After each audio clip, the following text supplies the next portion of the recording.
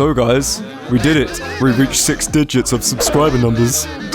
Beyond the jokes of bullying Parasail, this is a massive achievement. Something I've been building up to ever since my channel blew up nearly 2 years ago with my disguises video. It's been a long and life-changing journey. Sometimes fun, sometimes tedious, but still worth it. To celebrate, I put out a post on my community tab for people to ask questions, and you guys, sent a few.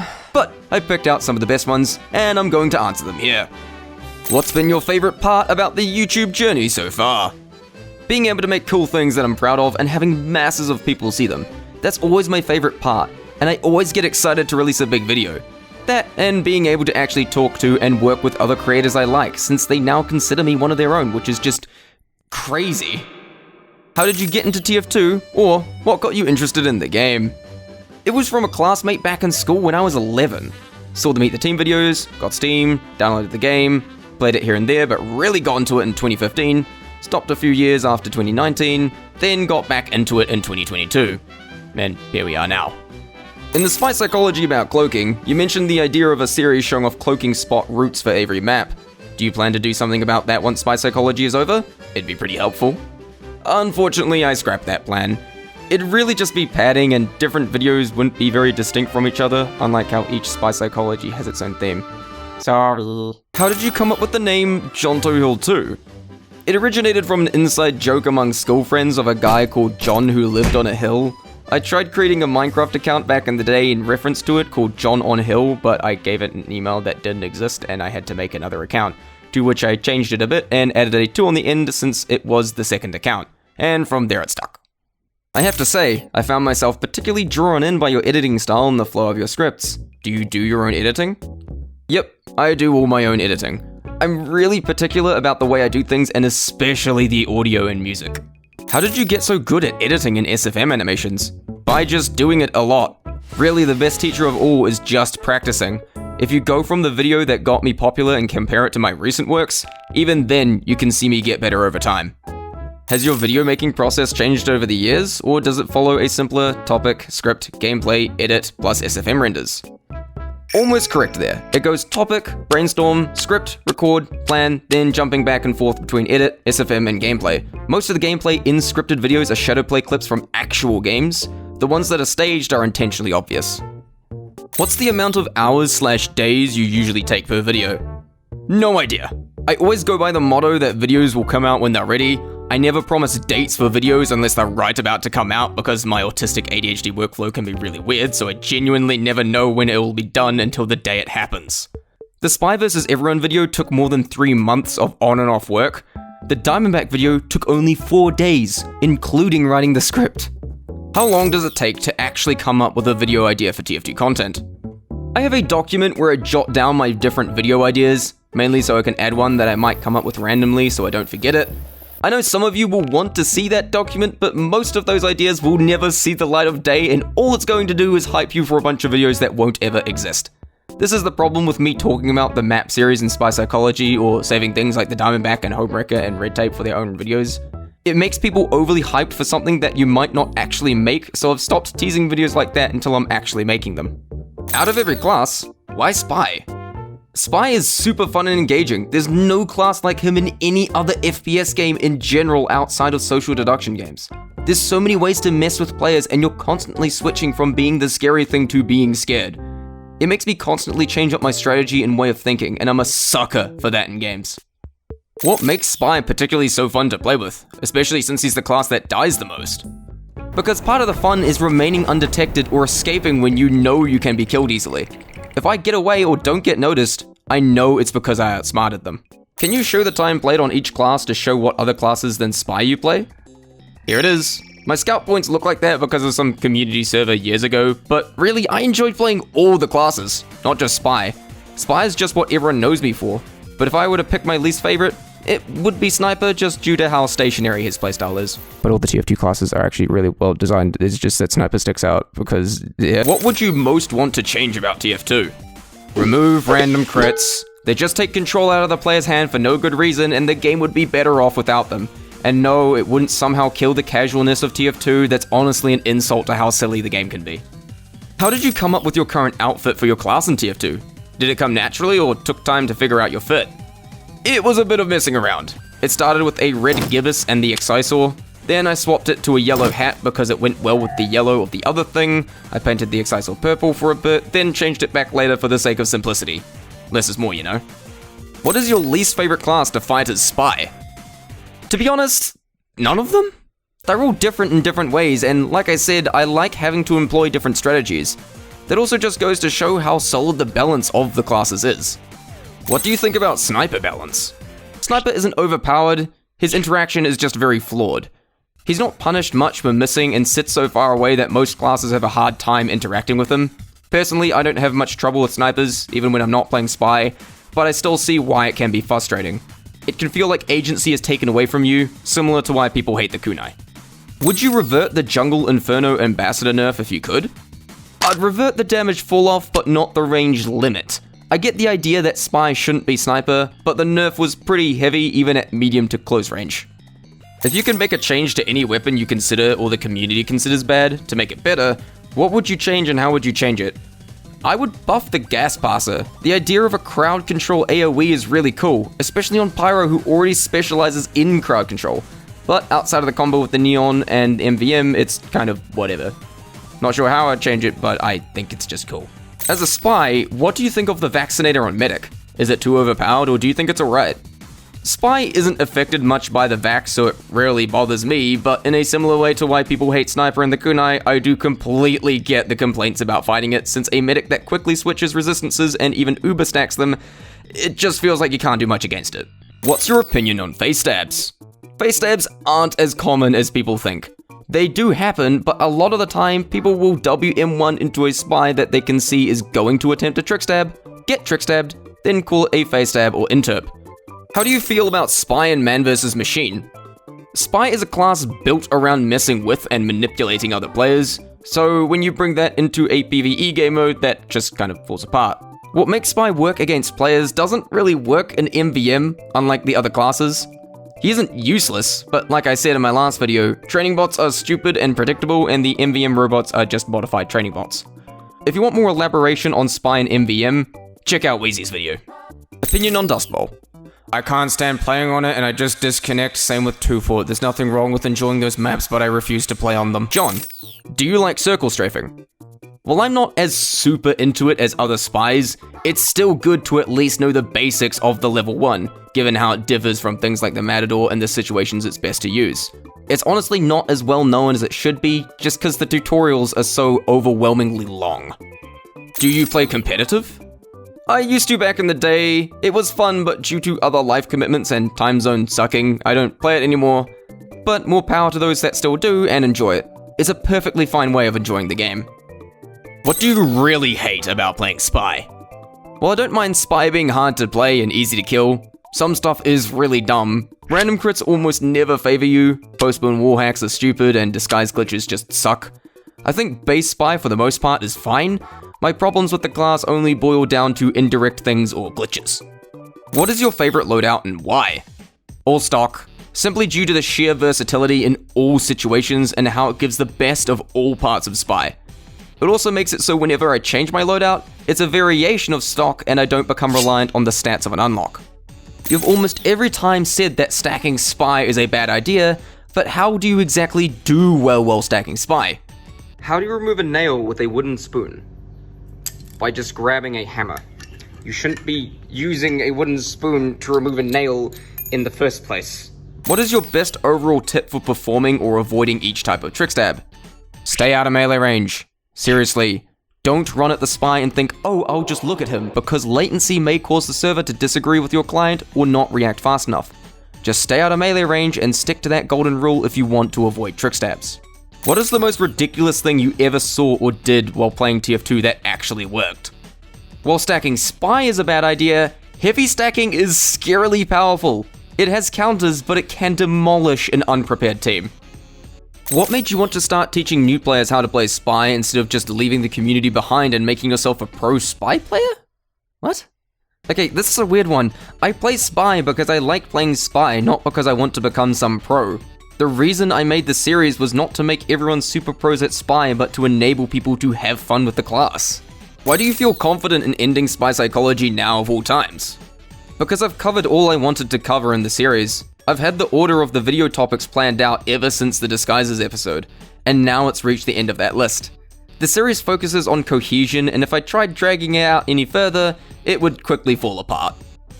Have you ever thought of making episode 13 of Spy Psychology after finale? I'm not sure you understand what the word finale means. Instead of when it's ready, what's an estimate? Not a release date, but an estimate of the finale. When it's ready. That's really the only answer I can give. What kind of content will you do after Spy Psychology? Like, what other content or series will you make then? I really cannot say at this point, but I do have big plans and new things I want to try after the series is over. But I won't reveal anything before that finale actually comes out.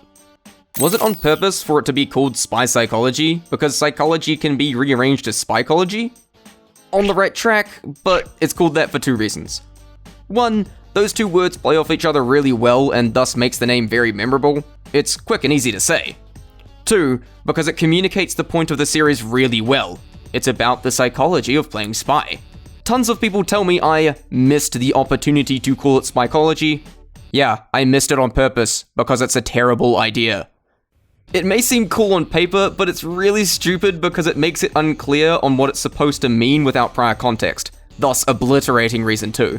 Separating the two words makes it super clear to both the algorithm and a first-time viewer. What made you want to make the Spy Psychology series? Helping other free-to-plays find out about playing spy? Finding yourself a more difficult challenge against enemies? What prompted you to even start scripting the videos to begin with? Because spy has a big learning curve, but is super fun. The idea behind the series is to be an accessible entry point into playing spy so they can have fun. It's intentionally beginner friendly, so it's something people can easily recommend to any new player wanting advice on spy. There are really good advanced tutorials out there for spy, but they're the kind you throw on a player that's already familiar with the basics of spy. The pacing is really important for it, as I have a motto of say as much as possible in as few words as possible. I try to make information clear without overwhelming the viewer with too much. It's also why I saved certain weapons for other videos, didn't talk about the backburner for Pyro until later into that video, abridged the Pyro and NG segments of the Versus Everyone video. Each episode is also made with the idea that it could be anyone's first video they see. I want all the information to have a nice flow so it's easy to follow, and at the end of the day, my main goal is to help new players have fun. What YouTube channels/creators inspire you in your style? Uncle Dane is a pretty obvious inspiration for Spy Psychology, Lazy Purple for mixing animation with a video essay, and Sino for stylized animation in SFM. There's probably countless others, but I can't really name them off the top of my head, they're subconscious at this point. What recording and editing software do you use for your videos? Most clips you see in my videos are shadow play clips. Longer, more drawn-out recordings are done with OBS. For editing, I use Premiere Pro, Photoshop, and Source Filmmaker. How have you decided on your editing style? It's very appealing and hooks into everyone watching. Simply put, I just like making things that are fun to watch. Mixing in jokes keeps it entertaining while not taking itself too seriously, and sometimes I'll try and make legitimately cool edits that are almost a spectacle. It's just something I've developed over time. I always like to go all out on the intro since that's going to be the first impression, and if I impress people at the start, they're going to keep watching. Those first few seconds are always super important. One trick I have with my jokes is to not leave them going any longer than I need to. Once the punchline happens, I move on as quickly as possible to the next thing unless it being dragged out is part of the joke. This has the benefit of not wasting time, and it often makes the joke funnier since you have less time to process it. How do you stay so motivated? Knowing that people like my stuff and will see it. Motivation is a bit weird and inconsistent because of my combination of autism and ADHD. Very fun. So honestly, I don't really know how I can be so motivated as I am sometimes. It's just the way it is. It's just me. How long has the spy as a gun joke been going on? More than 5 years. I'm not joking. Spy Psychology started all the way back before Jungle Inferno came out, and people were telling me I should have called it Spycology back then as well. Those videos are now private, but in future I do plan to re-upload them, so they aren't lost media forever. Only now has it become widespread because my channel actually got popular, and honestly it's kind of a beast that I've created and cannot kill. I get that it's annoying for some people, especially other YouTubers, but I couldn't kill it even if I wanted to. If you could announce one thing to spy mains, what would it be?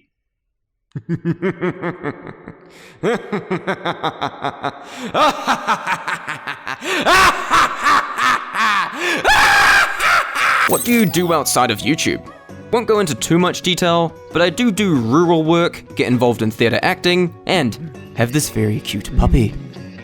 What is your least favorite YouTuber thing? Telling people to like and subscribe within the first minute of a video. No joke, when a video does that, I almost always click off instantly. Why should I like and sub? You haven't done anything to warrant it. It's okay when they do it at the middle or end of a video, but if it's at the start, it just tells me that the video is probably so mediocre that people won't watch it, so you need to beg for likes at the beginning. Also, the small percentage of people are subscribed thing is dumb because it's actually normal to have more people not subbed than subbed, but I've tried that trick myself and I'm amazed how well it works. Is just like, it should not be that effective. Why is this still this effective? Why have you chosen blue spy rather than red spy for your persona? Blue just looks better on my spy. It contrasts the yellow parts really well. What's your favorite joke that you've put in your videos? The no secret third option joke in the engineer video. A lot of keen-eyed viewers watching knew what was about to happen as soon as I said that in the video, but laughed anyway because of how abrupt it was. And for those that didn't see it coming, it's still of course wacky and abrupt enough to be funny. How have you avoided TF2 toxicity of player, controversies, and etc.? How have you stayed true to this game with a community that is mostly horrible? This is actually a really good question. The way I've avoided drama is by simply not engaging with it. When someone makes a hate-filled response at me, I don't bother. There's nothing of value to be had. It's why I highlighted videos like these in the follow-up to my Kunai and Deadringer videos. These responses to me explained why they disagreed with things that I said by offering different open-minded perspectives. L's rebalance of the Kunai is way better than mine. Mine sucked, oh my god. The videos lacked angry insults because they were filled with actual logic and arguments instead. Thus, I brought attention to them because they had actual value and were worth listening to. Engage with the criticism that helps you improve, and don't engage with the drama that has no value. Do you like being recognized in-game? I'm probably far more tolerant of it than other YouTubers. Sure, I'll sometimes change my name to something random so I don't get bothered, but it's fun being recognized sometimes, especially when it makes some random person's day. How often do you shower and touch the grass? Daily. And you better be too! What's your PC setup? Yeah, this is the thing I've been making videos on the whole time. I used to move around a lot, so a laptop was actually necessary. I will upgrade to a PC eventually, possibly, eventually maybe. I don't know if still doing it on this is either impressive or stupid. Probably both. Do you play any other games besides TF2? If so, what are they, and would you ever post videos that aren't about TF2? I actually play a lot of other games besides TF2, such as Doom, Risk of Rain, Ultra Kill, Pizza Tower, Mario and Zelda, but one game I'd highly recommend to my audience is Deep Rock Galactic. It's seriously the best co-op game to exist and the only other game that does class-based design as well as TF2 does. Instead of adding a ton of characters and creating a mess of balance like most hero shooters would, it takes from TF2 and only has a set amount of characters, with none overshadowing another, and the entire game is built around those classes specifically. Beyond that, it's just a masterfully designed game with a genuinely nice player base that loves to yell rock and stone! If you really like TF2 but don't like Overwatch, chances are you'll really like Deep Rock Galactic, and I definitely want to talk about it more in future videos. Also, Goship, if you're watching this, please give me early beta access to Rogue Core. I'm so excited for it. Beyond Deep Rock, though, I do eventually want to branch out to other games in general. I can't just keep doing TF2 stuff forever. Hey, editing Jonto here. I kind of forgot to mention that my next video is going to be a non-TF2 one, and it involves other YouTubers and definitely isn't a really late Halloween upload. Good evening, gentlemen. I've seen your channels past, mostly Minecraft. My question is, what's your history of gaming? What games did you used to play? What got you to play them? I started out with Nintendo and basic PC games in the early 2000s, got into Minecraft during 2012, got into TF2 for a bit after that, got into Minecraft map making later, then got back into TF2, which made this channel popular. A lot of my fans aren't aware of my history with Minecraft map making, but I made multiple mini-games for Minecraft Realms and had a lot of fun doing it. It taught me a lot about game design and the kinds of things you need to do to make a game work. And I would love to show them off on this channel and work on them again. I do occasionally like to fire these games up on my Discord and play them there, and even though I don't work on them anymore, they're still playable, and I'm still proud of them. Spy is a very unique class to TF2, so I'm curious, if you play other competitive multiplayer games, what archetypes do you generally lean towards? Rushdown, well-rounded, etc.? To be honest, I actually tend to gravitate towards the faster and more aggressive characters in games. That may come as a shock to many of you since I main Spy and apparently hate aggressive play, but I like being right in the action and engaged in fights, which to an extent Spy actually does. He's just trying to avoid detection amongst the chaos. But in terms of stealth and trickery, there is no other character in any game outside of social deduction that does stealth mechanics as well and as interesting as the TF2 Spy. Are there any hero shooters you like? Not really. Like I said, most hero shooters have god-awful balance due to having too many characters and losing cohesion between them. The only one that I somewhat like is Deadlock, but I also potentially see the same problem beginning to form. What's your favorite DRG gun and class? Scout and the Boomstick because of special powder. Mushroom? Mushroom! Will you ever play typical colors too? I see no reason to play it when it's just an exact clone of TF2 in a different engine, right down to the exact same maps and classes with legally distinct character design. I'm never going to play the Roblox TF2 and that is final. What is your feeling playing with other TF2 YouTubers like Uncle Dane? It's definitely surreal working with people like Uncle Dane who I used to watch back in high school, but I guess it's a good way to show how far I've come and that I can do something like that. What is your Subway sandwich order? Footlong white bread with chicken, lettuce, cucumber, and barbecue sauce. Really weird, I know, but I made the sandwich. What's your opinion on croissants and sushi? Both are great. I especially like croissants with butter, cheese, and ham. Pineapple on pizza? Pineapple on pizza is awesome and we as a society have been gaslit into thinking it's bad. Do you enjoy garlic bread? Yeah! Do you wear wigs? No. Have you worn wigs? Not really. Will you wear wigs? Maybe? When will you wear wigs? How do you mew so harsh? Okay, I just want to highlight the fact that that was the first question I got. The one about mewing. So, thank you for your insightful questions. That was the Q&A. I've hit 100,000 subscribers. I don't really know what else I'm doing. That was But yeah, those were the questions I picked out for the Q&A. It's really cool being in the 100,000 range of subscribers, just less than 2 years after my channel blew up in the first place. I've got more exciting things I want to try in future as I grow my channel. However, I do know a lot of people are wanting to know what the final Spy Psychology video is about. Well, it's something I've saved to last on purpose.